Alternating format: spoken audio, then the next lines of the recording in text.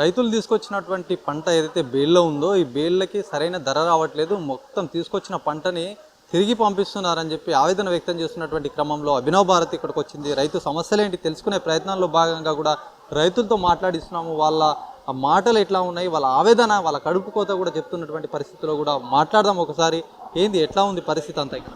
నమస్తే సార్, నా పేరు శ్రీనివాసరెడ్డి. నేను 2011లో చదువు అబ్బక వ్యవసాయానికి వచ్చాను. వ్యవసాయం అంటే మాకు ఇంక వేరే పంట తెలియదు.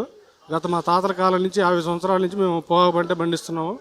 పొగాకు పంటలో నేను 2011లో ఎంటర్ అయిన కాడి నుంచి ఎన్నో ఆటుపోట్లు చూస్తూనే ఉన్నాను. కానీ ప్రతి సంవత్సరం రైతు పడిన కష్టానికి ఏనాడు కష్టం లేదు.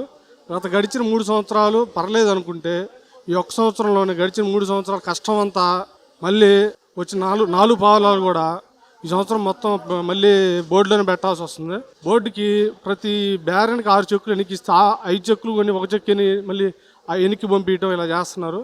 ఇది చాలా చాలా చాలా అసమర్థత బోర్డు వ్యవహారం. ఎప్పుడైనా సరే రైతులకి ముందుగా చెప్పాలి, పలానా బేన్ తెచ్చుకోండి, పలానాదైతే కొంటాము, పలానాదైతే కొనమని చెప్పాలా. తీరా బోర్డు దాకా 500 తీసుకురావడానికి 500 ఇంటికి తీసుకురావడానికి ఖర్చు అవుతుంది. రైతులు ఇలా చాలా వ్యతిరేకత వ్యక్తం చేస్తున్నారు. ఎందుకంటే పొగాకు అనేది చాలా ఖర్చుతో కూడుకునే వ్యవహారం. ఎకరాకి 2.5 లక్షల నుంచి 3 లక్షల దాకా ఖర్చు అవుతుంది. రైతుకు బాగా మిగిలితే 30,000 మిగులుతాయి. మిగలకపోతే 50,000, ₹1,00,000 ఇంకా తగులుతాయి. రైతు తెచ్చిన బేళ్ళలో చాలా బేలు వరకు ఎన్నికి తీసుకెళ్తున్నాడు. సో ఇది పొగాకు పరిశ్రమ అనేది చాలా విస్తృతమైన. ప్రకాశం జిల్లాలో 70% రైతులు కానీ 70% రైతు కూలీలు కానీ పొగాకు మీద ఆధారపడి జీవనం సాగిస్తున్నారు. సో కేంద్ర గవర్నమెంట్ కానీ రాష్ట్ర గవర్నమెంట్ కానీ పొగాకు వ్యవహారంలో జోక్యం చేసుకొని పొగాకు రైతుల సమస్యల్ని పరిష్కరించాలి. అలాగే నల్లబర్లి తెల్లబర్లి పొగాకు రైతుల్ని ఎలా పరిష్కరించారో అలాగే బ్యారినీ గల పొగాకు రైతులను కూడా అలాగే పరిష్కరించాలి. ఎందుకంటే తెల్లబర్లి రైతులు కాదు, పొగాకు బ్యారినీ వేసే రైతులు కూడా రైతులేను. పొగాకు బ్యారినీ వేసే రైతుల గురించి కేంద్రానికి చాలా ఆదాయం వెళ్తుంది, రాష్ట్రానికి చాలా ఆదాయం వస్తుంది.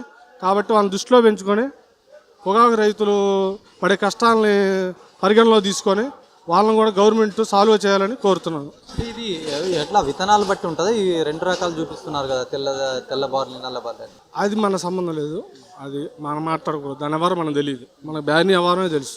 ఇట్లా ఏం చెప్తారు ఇక్కడ వ్యాపారస్తుల పరిస్థితి ఎట్లా ఉంది? మళ్ళీ మీకు రైతులకు ఏ విధంగా వాళ్ళు ఏమైనా యాక్షన్ చేస్తున్నారా మీ తీసుకొచ్చిన బెల్లని? వాళ్ళు యాక్షన్ చేస్తున్నారు అనేది మన ఒక రోజు బాగుంటుంది, తర్వాత రోజు బాగుండదు, రెండో రోజు బాగుంటుంది, 3 రోజుల తర్వాత బాగుంటుంది. అంటే వాళ్ళ ఇష్ట ప్రకారం కొంటున్నారు. ఒక ఆర్డర్ అనేది వ్యక్తం చేయట్లా. 2 రోజుల క్రితమే బాగానే కొన్నారు, మళ్ళీ నిన్న బాగానే ఉంది. మళ్ళీ ఈరోజు మా దగ్గరికి వచ్చేసరికి మేము 1100 బేలు పెడితే 600 బేలు ఎన్నికేసారు. అంటే బయట తీసుకుపోయిన తర్వాత బయట తీసుకుంటున్నారు, మరి మార్కెట్ యార్డ్ నుంచి బయట తెమ్మంటారు. మళ్ళీ మీరు చెప్పిన విధంగా మళ్ళీ మిగిలిన బేలు మళ్ళీ దాన్ని అంటారు. తెచ్చే కొంది మళ్ళీ తీసుకొచ్చి మళ్ళీ ఇంటికి తీసుకుపోయి మళ్ళీ దేనికి లోపల 10 కేజీలు వేస్ట్ పోతుంది చెక్కులు. అది ఎవరు భర్తీ చేస్తారు? బోర్డు భర్తీ చేసిద్దా, కేంద్ర గవర్నమెంట్ భర్తీ చేసిద్దా, రాష్ట్ర గవర్నమెంట్ భర్తీ చేసిద్దా అనేది కీలకమైన విషయం. అదిగాక ట్రాన్స్పోర్ట్ కూడా ప్రతి చెక్కి తీసుకురాను 500, మళ్ళీ బోర్డు తీసుకురాను ఇంటికి తీసుకుని 500, మళ్ళీ బోర్డు తీసుకురాను 500 ఖర్చు అయింది. గతంలో రైతు సంఘాలు ఉంటుండే, ఇట్లాంటి సమస్యలు ఏదైనా నచ్చినప్పుడు ఆ ప్రభుత్వాలు దృష్టికి తీసుకుపోతుండే. ఇప్పుడు మరి ఎట్లా ఉంది పరిస్థితి? రైతు సంఘాలు ఎక్కడికి బాగలేదు. రాష్ట్ర గవర్నమెంట్ రైతు సంఘాలు వాళ్ళ పని వాళ్ళు చేస్తూనే ఉన్నారు. కానీ పొగాకు అనేది ప్రకాశం జిల్లాలో ముఖ్యమైన పంట కాబట్టి చాలా మంది రైతు కూలీలు కానీ రైతులు కానీ పొగాకు మీద ఆధారపడి జీవనం సాగిస్తున్నారు. కాబట్టి పొగాకు వ్యవహారం అనేది రాష్ట్ర గవర్నమెంట్ జోక్యం చేసుకొని సమస్యల పరిష్కారానికి చేయాలి.